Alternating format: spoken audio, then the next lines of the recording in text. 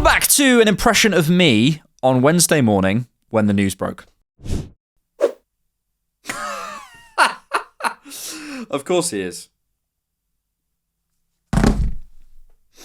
Of course he is.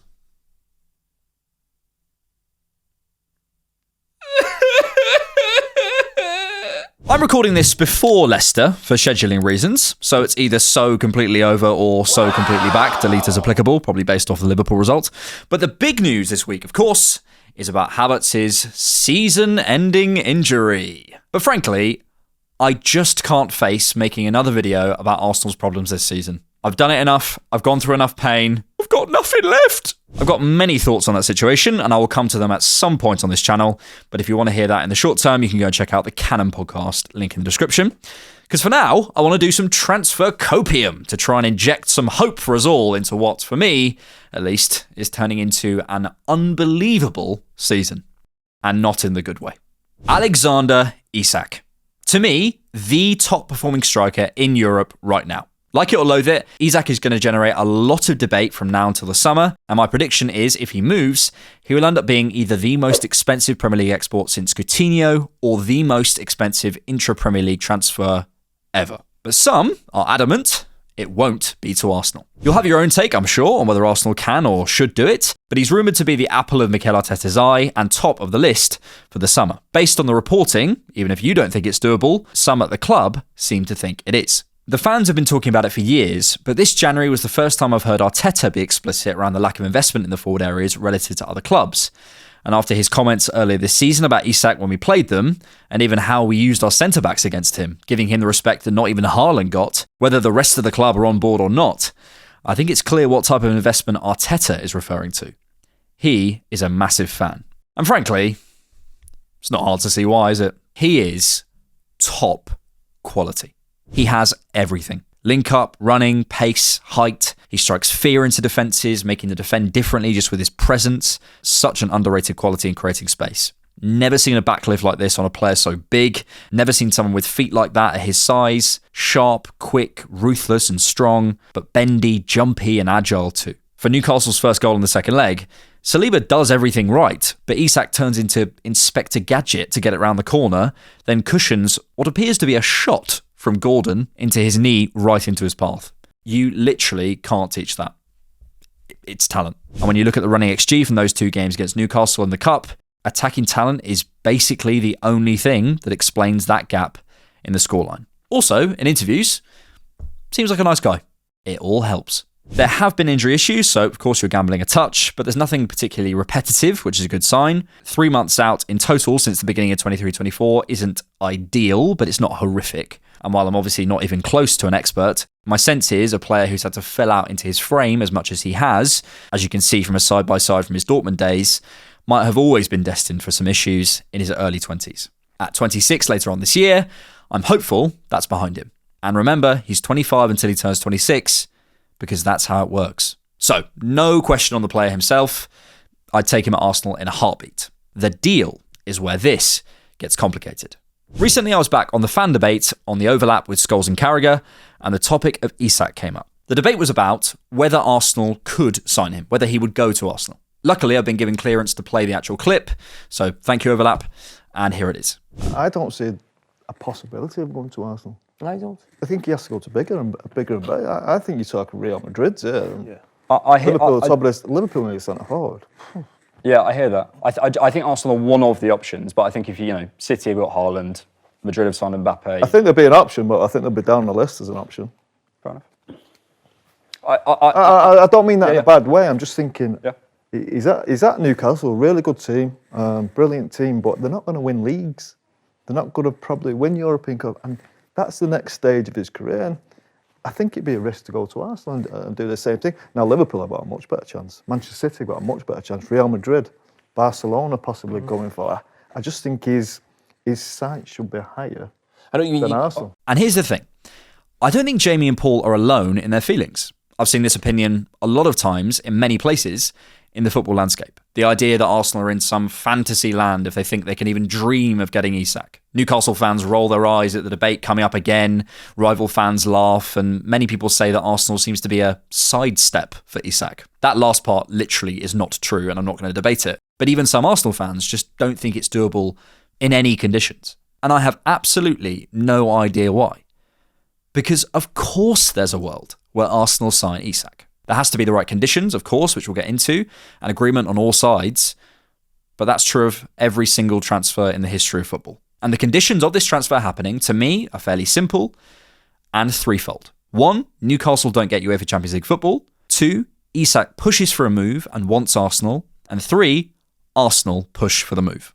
Are all 3 factors in absolute cloud cuckoo land? Let's find out.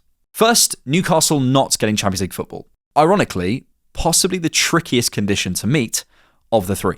The likelihood is England will have 5 UEFA Champions League slots for next season based on the UEFA coefficient, which is done on the performance of English clubs across all UEFA competitions. So, including the European Conference League, spread equally, i.e. not weighted towards the Champions League. Right now, City's campaign hangs in the balance, lol. But Arsenal, Liverpool and Villa are still in the Champions League, United and Spurs are somehow in the Europa League, and Chelsea will probably win the Conference League. So, in all likelihood, England will get that 5th slot. Newcastle are 6th as of recording, but they have a difficult calendar. Some tricky fixtures to go against Forest, Villa, Liverpool, United, Brighton, and at the Emirates, where I guarantee Isak bags 6 or something. And as of recording, there's only a 13-point gap between 12th and 4th. It is very congested. Newcastle have a big chance of making the Champions League, no doubt. But I'd also say, assuming the 2 top spots are filled by us and Liverpool, it's tough to get 3 between Villa, Chelsea, City, Newcastle, Forest, Bournemouth, Brighton, Fulham even, maybe, outside shouts. 6 or 7, certainly. Plus there's always the threat that either one of United or Spurs sort their act out as well. Wishful thinking. It's certainly not a done deal that there are 5 slots, and certainly not a done deal that they get one of those 3 remaining. And Newcastle have struggled with getting over lines in recent years. Rich coming from Arsenal. Could we do it if we met the other 2 conditions and Newcastle got the UEFA Champions League? Possibly, but it would be very hard. I think the price would be so high and the negotiations with player and club so difficult, it probably wouldn't be worth the hassle and knock-on effect it would have on the rest of the summer. There comes a point where you have to pivot, no matter how much you love the player. Wait and see on Newcastle's finish, but it's not done. And if they don't do it, step 1, tick. Just think, if we don't qualify for the next round of the Champions League because of these injuries, and that's the difference between England being awarded 4 or 5 places, and Newcastle miss out because of that, and therefore we sign Isak because of that, could we say the injuries were worth it? In many ways, thank goodness for that set-piece drill. Arsene Wenger, he's done it again. Second condition. If they miss out on UEFA Champions League, Isak himself pushes for a move and wants Arsenal. Isak has to be playing UEFA Champions League football and pushing for top honours at his age and his stage of his career. He has to be. And he would be with Arsenal, with a good chance at all 4 competitions in a team that has had title challenges 3 years in a row up to now, still with an average starting 11 age of 25.6 this season, despite long injuries to Saka and others. For him, you absolutely can sell this project as him being the final piece of the puzzle. And we know how many players have been convinced by Mikel's presentations in the past. The chance to be the guy who brought major trophy success for the first time in 20 years to a club like Arsenal, it's mouth-watering, and he'll know that. Isak is with the same agents as quite a few well-known players, but he is the out-and-out star for Universal 22, and I'm sure they'd be desperate to get him to one of Europe's top clubs. But more pertinently, there's a more simple reason why Isak might choose Arsenal. Destinations. In terms of the teams consistently challenging for major honours around Europe, let's have a look. PSG in France, Madrid, Atletico and Barca in Spain. Italy's a weird one. It's an interesting league, but probably overall Inter and Juventus. Maybe harsh on Napoli. Bayern and probably Dortmund, but I can't see that happening in Germany. And City, Liverpool and Arsenal in England. There are some definite no's just on feasibility alone before even knowing if the coaches like them and so on. City have Haaland, Barca can't register the players they already have, so good luck spending over £100 million plus wages. Madrid have Mbappe, Atletico have Alvarez, and Bayern have Kane. Unless something major happens, I can't see any of that shifting this summer. Some maybes. I think Liverpool depends on what happens with Nunez, Salah, Trent and Van Dijk. Juventus depends on Kolo Muani and Vlahovic's future. And then Inter depends on Lautaro and Thuram. PSG potentially, but I think they might need a sale as they did just spend big on Kvaratskhelia and Dembele and they have Barcola. And then It does. Probably the only team who, as I see it, it doesn't really depend.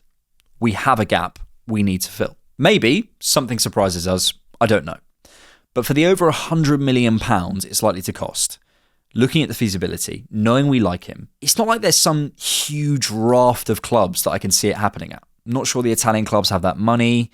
PSG, Scholes can say he should be going to City or Madrid, but there's just no space. Realistically, financially, ambition, sporting projects, etc., it's probably us, PSG maybe, and Liverpool, where I can see a situation developing where they might sign him. And maybe this is delusion, but I think because we're not reliant on other players, on Salah leaving or whatever it might be, you could argue we're in pole position right now, certainly to be doing the legwork needed up to the summer. He'd stay in the UK, in the greatest city in the world, in my opinion, with many teammates he's worked with before, for a club that would idolise him and make him their main man. Chuck in the usual fact that Henry was his idol, give him that number 14 shirt, or maybe it was Nketiah. And you can't say that we're not at least a decent proposal. Somewhere he might consider going. I think it's ridiculous to rule it out. Say that all happens, then we come to the third condition, Arsenal pushing for the move. This comes back, as usual, to desire and funds. That is it. If we're agreed on wanting the player across the board, if we have the money, if we have the desire, I think we'll at least try to do it. And from everything we know in terms of the Deloitte Money League, the commercial revenue jumps, the matchday jumps, the potential sales this summer, the net spend last year, look, no one knows Arsenal's position exactly, and I don't trust anyone who says they do, certainly publicly, but you can make a pretty good guess that we've got some room. That January better be worth it. And an underrated aspect in all of this as well is that Isak isn't the only striker in the market. Arsenal do hold some cards. We're not staring at Newcastle at 4 a.m. across the bar. It's 9 p.m. We've got options. It's widely reported that there's a gentleman's agreement for Šeško to leave Leipzig this summer, and that Arsenal were his pick from the clubs in for him last year. We joke about keeping good relationships with clubs, but if it means Leipzig are easier to deal with next summer, then fine. I mean, not fine, we should have signed someone, but fine. If Newcastle aren't playing ball, demanding £150 million even when they're out of Europe and the player wants to leave, fine. We have someone who wants to join us for nearly half the price, who within 18 to 24 months we hope can develop into something approaching Isak's level, and we can spend bigger elsewhere. It's the less ideal situation, but we're not being held to ransom. We can walk away, and that's big in negotiations. From Newcastle's perspective, especially if Isak's pushing and saying he won't sign a new deal, he wants to go, they may have to budge. Otherwise, in this situation, they have an unhappy player playing Europa League or Conference League football who everyone in Europe knows is too good for that level and wants to leave, and that price drops far south of £100 million with every passing window with very few viable destinations, especially if Liverpool, for example, stick to type and don't pay. Sell high, buy cheap, and all that. Obviously, lots of variables there. But this isn't delusional. This is within the realms of possibility. Arteta pushing is a massive aspect here. He holds the keys at this club now and has a huge reputation in the sport. And you have to suspect that his opinion holds a big sway at the club. I think he loves Isak, and I think he's annoyed at the owners right now, reading between the lines, and that might prompt something. We've proved before we will go to this kind of price point for the right player. And by the way, we had all of these doubting conversations about Rice too, if you remember, and City aren't even an option for Isak. So now, just wait and see. I'm all for being sensible and realistic when it calls for it, but I don't see how it isn't at least some way feasible this summer. Now, say all those conditions are met, and for argument's sake, Isak's available for £120 million for £300,000 a week. Should we do it? There's an interesting debate. My point is not, we should sign Isak at all costs. There is a limit. My point is really to address what I feel is incorrect, short-sighted, unambitious analysis of Arsenal to say that it's just not even viable. But if signing Isak for that sort of money prohibits us addressing major squad holes elsewhere, don't do it. If it's Isak and then nothing else, don't do it. If it's Isak but funded by a few sales that we don't like, don't do it. But if you can do Isak for a reasonable price, which will be top dollar, will be over the Rice money, and you can get the other stuff done that we need to get done, I think you'd be silly not to do it. Aim high, even if you have to go a little bit more prospect in other areas. It's time Arsenal showed ambition in the forward market. It's time to spend in the forward areas. Arteta has said this, and this is the form centre forward in Europe right now who might be available. Don't be stupid, but be ruthless and go early if you can. If not, go elsewhere, but be ambitious. You might, understandably, ask, why didn't you bring this all up on the overlap? In a small clip that went around on social media, a lot of the replies to me were, why didn't you push back? If I was there, I would have got up and fought them. And one, no, you wouldn't. But two, it's difficult on those shows. Trust me. As you heard in the clip earlier, I did push back, and I did so more later on. But it's difficult to set the terms of the debate as you might like them in these environments. You're navigating interjections, you don't know what subjects are coming up, there's time pressures, there's the power dynamic of talking to some of England's most famous and greatest ever players. Me going, yeah mate, Paul Scholes, let me tell you a thing or two about footy, bro. There's other fans, there's stuff you literally don't hear or don't process in the moment, and then you watch back and you go, oh, that's what was said. And to be totally honest, I'm still early in my journey. I'm still getting used to it. And it's funny, because in a way, in that moment, I sort of felt like the personification of Arsenal to these people. Like I was Arsenal, and I was being asked to defend the club in some way. And I came away thinking, man, I should have said something. Man, I should have gone back at them. But on reflection, on the Isak debate, I don't really need to defend anything. Like, really, I didn't. What rival fans or pundits think of Arsenal and Isak doesn't matter when reality hits. It's all talk. We know, given the right conditions, as with any transfer, this could happen. This might happen. And Arsenal would have one of the best centre-forwards in the world. And no one's going to like that. We know how good we are. We know how good we can be. We know how good we could be with that final piece of the jigsaw. So, if the conditions are met, let's do it, if it makes sense. If you like The Different Knock, you can support us on Patreon monthly, or you can buy us a coffee.